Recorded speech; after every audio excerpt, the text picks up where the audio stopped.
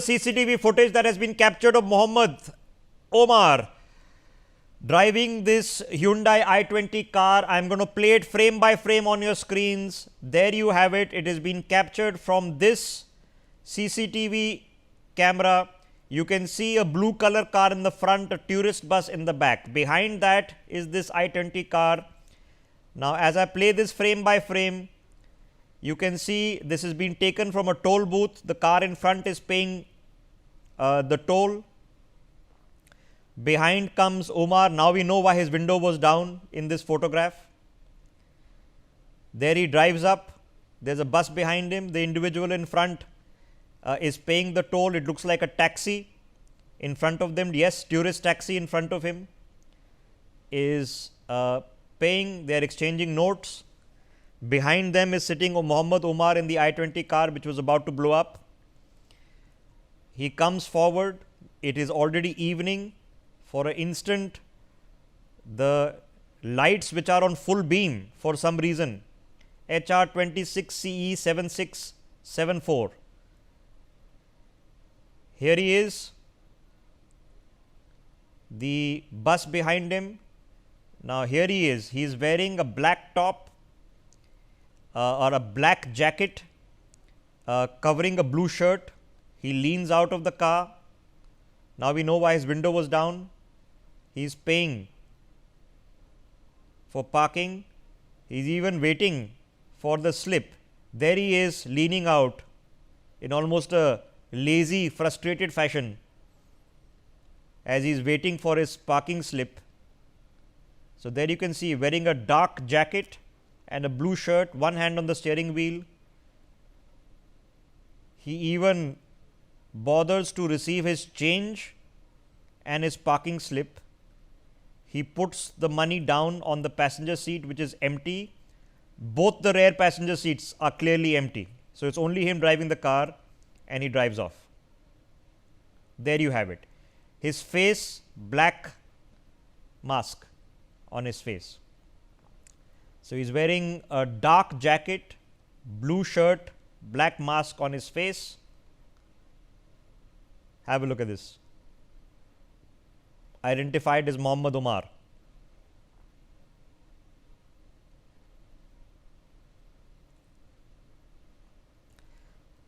So, ladies and gentlemen, to the best that I can understand is that this is CCTV footage that has been taken moments, in fact, from a camera at a toll booth in the build up to this blast. Chilling stuff. First images that we have of the car in operation. I'll let these images play on your screens. Alokji, sorry to have interrupted you. A lot of these interruptions will unfortunately come our way as information flows in. Please finish your thoughts, sir. I was talking about this type of incident. You see, it's not an incident. This was a conspiracy, and that's why they wanted to destroy so many places. Not only in Delhi, they must be planning in Gujarat and UP and Delhi, maybe something in the Kashmir, because not possible nowadays because our security agencies or army is also there. That's why I think that these kind of operations and the last effort, they did it Red Fort area. You know, because they thought that, okay, if something happened there in Faridabad, they must be planning everything earlier. They thought if they expose, then what they will do. So I hope and wish that this was the last point. Otherwise, maybe they must plan some other people also. You know, that's why I'm always worried what we call it urban Naxal, because all the time the international agencies or sometimes they say, okay, because people are illiterate, they are unemployed, and they're not educated. That's why they work for terrorists or they are. But no. These kind of terrorist aggressions, they try to build up those people who are very well educated, either in medical or engineering. So they must be working since long, and that's why I'm telling you, our agencies, earlier years, you see what used to happen in Jammu Kashmir, something they are in Punjab, and they were doing something, and they blast in Delhi or in other places. Okay. I Just stay remember with me, that's why. sir. Just stay with me. Arzu, my colleague, is joining us from outside the Red Fort, right outside the cordon off zone where the investigation is taking place. Arzu, what are the updates this morning? What's happening on the spot? Well, definitely, Rishabh, we are on the spot where the blast has happened and would like to show the visuals how the security have been briefed up in the entire area. The entire area has been cordoned off. In fact, the forensic team is present right here, and also you can see this is the gate number 1 where the incident has happened, and notice has also been placed here which in which it is written that please use gate number 2 and 3 and the gate number 1 has been closed due to the security reason. And also I would like to show you the picture, the broken glasses, the piece of broken glasses here. As I would request my camera person to show and zoom in.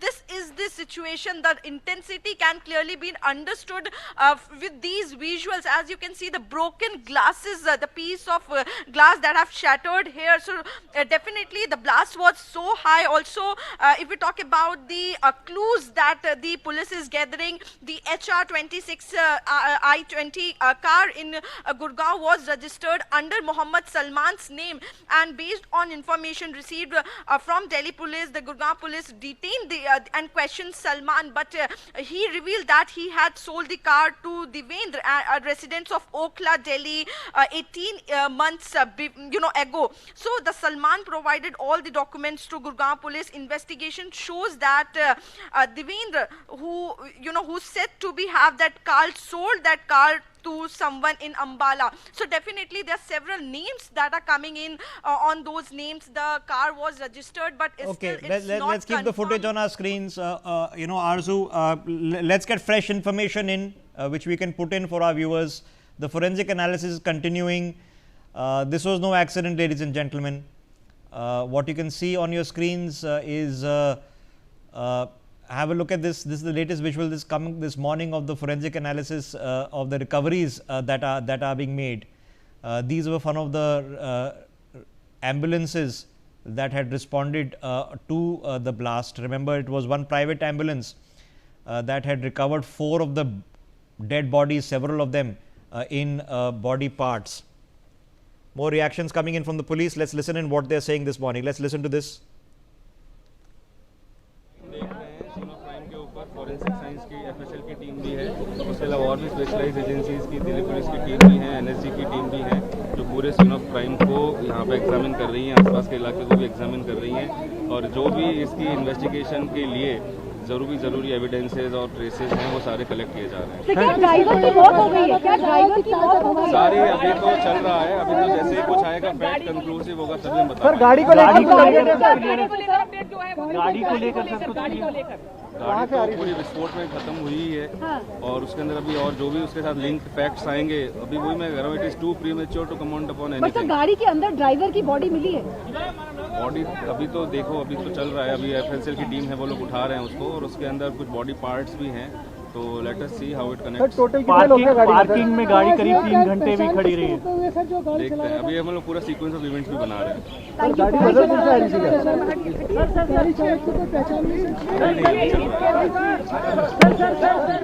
Police are not saying much. None of them are yet even calling this a terrorist attack. I am sure there is a peculiar reason for it. We now know what it is. The half of India is on red alert, not because of some CNG blast. So let's not kid ourselves. Now, very curious incident is taking place. Now, what the police has just mentioned is that in the car of which nothing has remained, they have only found body parts, as you can well imagine. So this fellow on the left side of his screen, caught on CCTV, paying toll. Well, he's been identified as a Mohammad Umar, and if indeed was him the person driving the car, then there's nothing left of him other than body parts. That is the situation. As it stands, this was the DCP of North Delhi who just made that statement, in which we know that body parts have been found in this in the remnants of this car. Let me get Mr. Rao and General Mathur into this. General Mathur, first to you, sir. So we have the puzzle pieces now, it seems, as we've woken up this morning. We know that this car was eventually sold to an individual, unofficially sold because the registration never mysteriously changed, which is suspicious in itself. It was a Haryana registered car HR26, which was allegedly being owned by a person from Pulwama. One can assume a person from Pulwama, why would they buy a car from so far away, a Hyundai i20? Because I'm assuming they wanted a registration plate that would, you don't want to show up in Red Fort perhaps with a JK registration plate. So you have an HR26 registration plate, Gurugram, very familiar to you and me. It's a cheap car. It's a i20, 11-year-old i20 car. So this man drives it in. He's been caught on CCTV. He's wearing a black mask, black jacket, blue shirt. He is alone in the car. He comes into the Suneri Masjid parking lot right next to the entrance of Red Fort, parks the car, leaves it there for 3 hours, then come and fetches the car at about 6:45, and then drives the car towards Lahori Gate, where the August 15th park is, where the speech is made and on Independence Day, and then blows it up in the car while the car is moving. Nothing left of him other than body parts that have been recovered in the car. So prima facie, sir, I mean, there's no accident here. So either he blew himself up, this was a suicide bomber, or he was blown up. Only two things could have possibly happened now. Thank you, Rishabh. Absolutely correctly analyzed. I'll tell you what, it is not now. Since yesterday, one was convinced that this cannot be a CNG accident. The kind of blast, the kind of energy it produced, kind of flames it threw up, there was never a chance of a minor CNG accident. That was probably, takes by some time to do some investigations and come up with something. Now, one thing is very, very clear, that this has footprints, the way the entire thing has been executed and put into place has got a typical Jaish-e-Mohammed, Lashkar-e-Taiba way of doing things. You can draw a short parallel with what happened in Pulwama in 2019. There, the amount of explosive was much larger, so a larger thing was done and bigger loss. But here exactly the same thing has happened. They had aimed it. They could have done it earlier, but they wanted to do it when the crowd is maximum, and the maximum people can be killed by this blast. One thing I can tell you, as I see, what comes out of it later, we'll see it later. Again, I agree with that police gentleman. Too early to make any commitments, any comments, any firm, things.